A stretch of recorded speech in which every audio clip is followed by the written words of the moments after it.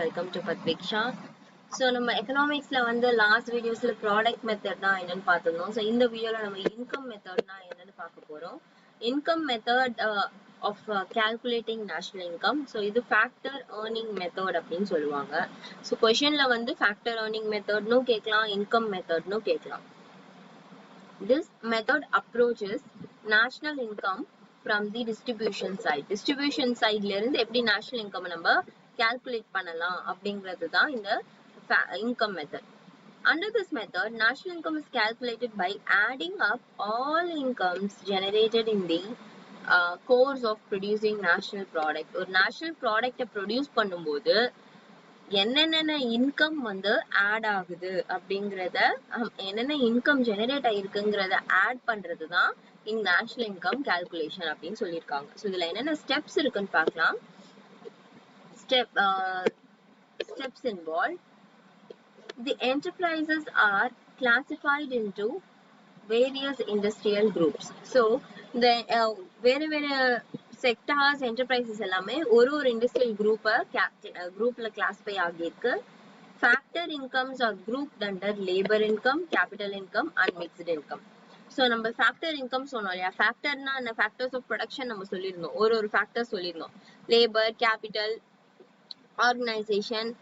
So அந்த மாதிரி ஒரு ஃபேக்டருக்குமே இன்கம் இருக்கு. அந்த இன்கம் தான் நம்ம இங்க படிக்க போறோம். ஸோ லேபர் இன்கம்னா என்ன, லேபருக்கு என்னென்ன இன்கம் டைப்ஸ் ஆஃப் இன்கம் இருக்கும், வேஜஸ் இருக்கும், சேலரிஸ், ஃப்ரிஞ்ச் பெனிஃபிட்ஸ், எவ்வளவு நேரத்துக்கு ஒர்க் பண்ணாங்களோ அது, employers contribution to social security. So இதெல்லாம் லேபர் இன்கம். அடுத்து கேபிட்டல் இன்கம் நான் முதலீடு பண்ணியிருந்தா எனக்கு என்னென்ன இன்கம் கிடைக்கும், ப்ராஃபிட் கிடைக்கும், இன்ட்ரெஸ்ட் கிடைக்கும், டிவிடெண்ட் அண்ட் ராயல்டி கிடைக்கும். Mixed income. ஸோ மொத்தம் மிக்ஸ்டு இன்கம்னா என்ன, farming, sole proprietorship and other professions. So இதெல்லாம் பண்ணும்போது எனக்கு மிக்ஸ்டு இன்கம் கிடைக்கும். ஸோ லேபரும் கிடைக்கும், கேபிட்டலும் கிடைக்கும், அதான் மிக்ஸ்டு இன்கம். ஸோ இந்த மூணு மெத்தட் தான் ஃபேக்டர் இன்கம்ஸ். தேர்ட் ஸ்டெப் என்னன்னா, national income is calculated as domestic factor income plus net factor incomes from abroad. In short, domestic factor ஓட income plus net factor income from abroad நம்ம add பண்ணா நம்மளுக்கு கிடைக்கும். அது எப்படின்னா, y is equal to இன்கம்னா y உங்களுக்கே தெரியும், y is equal to w plus r plus I plus pi plus r minus p. So இந்த பைங்கிறது இங்க ப்ராஃபிட்ஸ், w னா வேஜஸ், ரெண்ட், r னா ரெண்ட், I னா இன்ட்ரெஸ்ட், பை இங்க இந்த பை வந்து ப்ராஃபிட்ஸ், r minus p வந்து எக்ஸ்போர்ட்ஸ் மைனஸ் இம்போர்ட்ஸ். நம்மளுக்கு கண்ட்ரில இருக்கக்கூடிய எக்ஸ்போர்ட் மைனஸ் இம்போர்ட் பண்ணா நம்மளுக்கு இந்த national income under income method கண்டுபிடிச்சிடலாம். So this method is adopted for estimating contributions of the remaining sectors, that is small enterprises, banking and insurance, farmers and transport professions,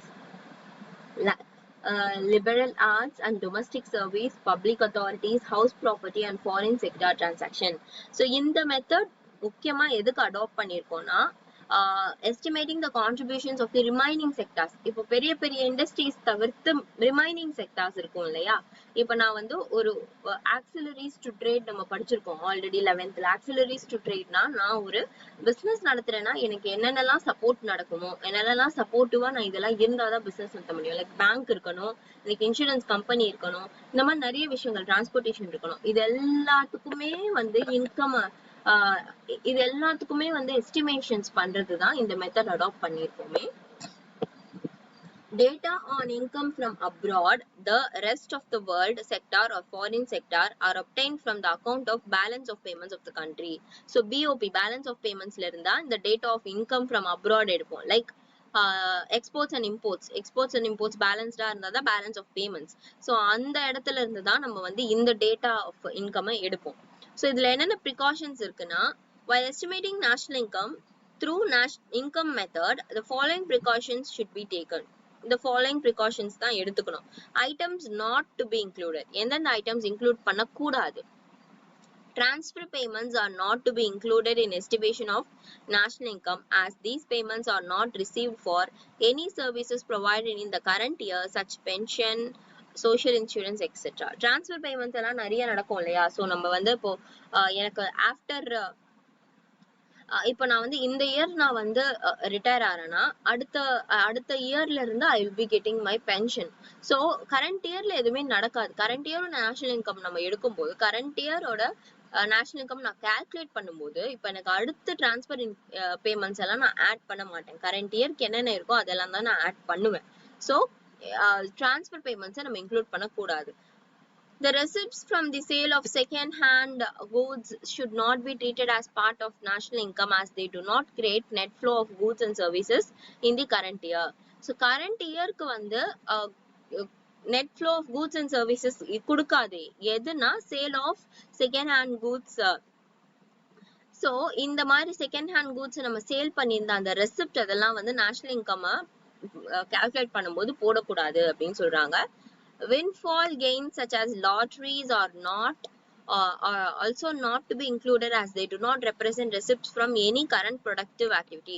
Productionல என்ன இப்போ நான் productive ஆக்டிவிட்டியா நான் வந்து calculate பண்றதுல தான் நான் நேஷனல் இன்கம் கால்குலேட் பண்றேன், எஸ்டிமேட் பண்றேன். அப்ப நான் வந்து இந்த லாட்ரிஸ் இந்த செகண்ட் ஹேண்ட் கூட்ஸ் இதெல்லாம் வந்து நான் ஆடே பண்ணக்கூடாது. பிகாஸ் இதெல்லாம் ரெப்ரசென்டே பண்ணாது. நான் ஒரு ப்ரொடக்டிவ் ஒர்க் பண்ணி பண்ணல நான் இது எல்லாமே. So இது represent பண்ணாது. So corporate profit tax should not be separately included as it has been already included as a part of company profit. So corporate profit tax நான் profit காக tax கட்டுவேன் இல்லையா corporateல, அது வந்து தனியா நான் எதுவும் இன்க்ளூட் பண்ண தேவையில்லை. ப்ராஃபிட்லயே அதெல்லாம் அட்ஜஸ்ட் ஆயிட்டு வந்துரும். So EBIT நம்ம சொல்றோம் இல்லையா, profit after tax. சோ அதுலயே வந்து நம்மளுக்கு கால்குலேட் ஆயிட்டு வந்துரும் அப்படின்னு சொல்றாங்க. ஐட்டம்ஸ் டு பி இன்க்ளூடட், எந்தெந்த ஐட்டம்ஸ் நான் இன்க்ளூட் பண்ணணும், மறக்காம இன்க்ளூட் பண்ணணும், அது என்னன்னா imputed value of rent for self occupied houses or offices to be included. Imputed value of ரெண்ட்னா லைக் மந்த்லி ரெண்ட் சேஞ்சஸ் ஆயிட்டே இருக்கும். ஸோ நான் என்னென்ன நான் செல்ஃப் ஆக்குபை ஆகிருக்கிற ஹவுசஸ்க்கான ரெண்ட், ஆஃபீஸ்க்கான ரெண்ட் எல்லாமே வந்து நான் இன்க்ளூட் பண்ணணும். Imputed value of services provided by owners of production units, family labor is to be included. So நான் வந்து என்னோட ஃபேமிலி லேபரையுமே நான் இன்க்ளூட் பண்ணணும். நான் வந்து என்னோட நேஷனல் இன்கம் நான் கால்குலேட் பண்றேன்னா, ஸோ என்னோட ப்ரொடக்ஷன் யூனிட்ஸ்க்காக நான் வந்து எவ்வளோ வந்து ஒர்க் பண்ணியிருக்கேன், சர்வீஸ் பண்ணியிருக்கேன், அதையும் நான் இன்க்ளூட் பண்ணணும். ஸோ இந்த ரெண்டு விஷயம் மட்டும் தான் நான் இன்க்ளூட் பண்ணுவேன் மறக்காம. இதெல்லாம் வந்து பாத்தீங்கன்னா எக்ஸ்க்ளூட் பண்ணணும். நாட் டு பி இன்க்ளூடட்னா எக்ஸ்க்ளூட் பண்ணணும். ஸோ ப்ரிகாஷன்ஸ் என்னென்னங்கிறத பார்த்தோம். ஸோ எல்லாருக்குமே இன்கம் மெத்தடோட ஃபார்முலா புரிஞ்சிருக்கும்னு நினைக்கிறேன். So wages plus rent plus interest plus profit plus export minus imports, that is R minus P. So இதை பண்ணோம்னா நம்மளுக்கு கண்டுபிடிச்சிடலாம். ஸோ அடுத்து எக்ஸ்பெண்டிச்சர் மெத்தடை வந்து நெக்ஸ்ட் வீடியோஸ்ல பார்க்கலாம். Until then, stay tuned. Bye.